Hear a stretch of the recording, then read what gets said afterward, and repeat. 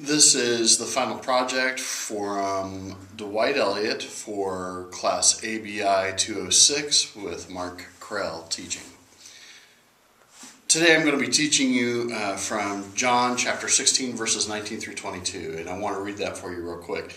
And it says, Jesus saw that they wanted to ask him about this, so he said to them, "Are you asking one another what I meant when I said, 'In a little while you will see me no more, and then after a little while you will see me'? I tell you the truth. You will weep and mourn while the world rejoices. You will grieve, but your grief will turn to joy. A woman giving birth to a child has pain because her time has come, but when a baby is born, she forgets the anguish because of her joy that a child is born into the world. So with you, now is your time of grief, but I will see you again, and you will rejoice, and no one will take away your joy." This particular passage starts with Jesus asking a rhetorical question, a question that perhaps best clarifies this specific teaching.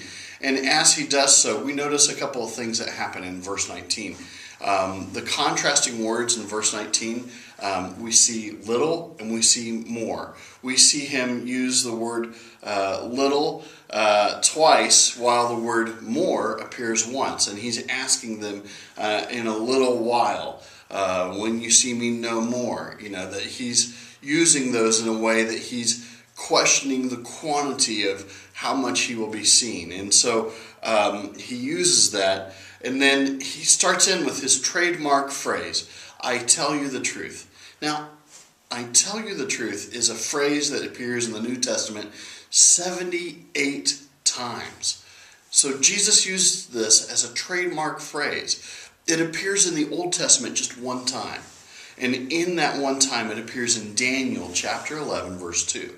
Where Daniel is talking about the kings of the north and the kings of the south. And I find it by no small coincidence that Daniel is talking about the future. He is prophesying. Now, that's not to say that Jesus says this every time that he prophesies, but he says this in this particular passage, and he is talking about the future.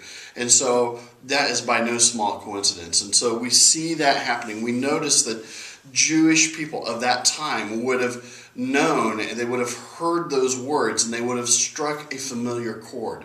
More so with the higher educated Jewish people who would have memorized into the book of Daniel in their more education at the tabernacle as they would have been following along. And so, but it certainly would have been one of the more familiar rings. And one of the contexts that we have to take into perspective here is that when Jesus is talking about the future, John himself, as the author here, is one of those that asked Jesus about the future and was known as a son of thunder.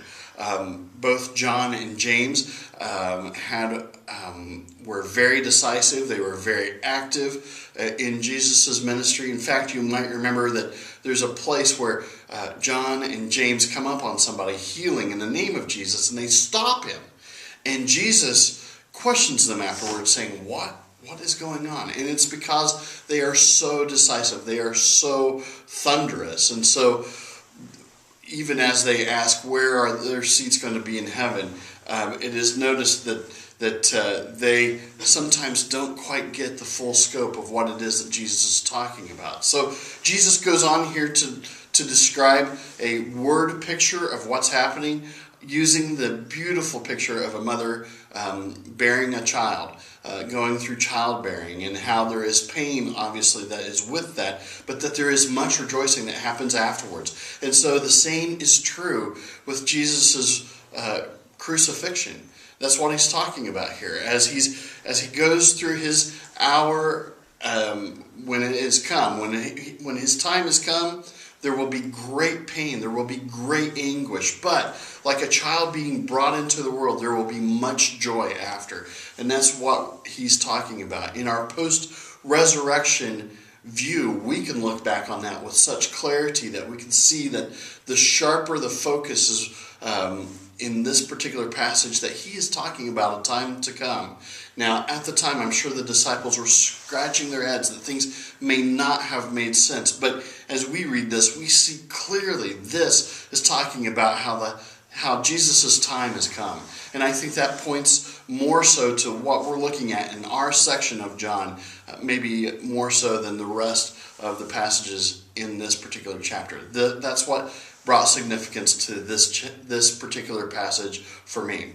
So that's my presentation. I want to thank you very much for allowing me the opportunity to use this multimedia format to be able to make this presentation. Take care and God bless.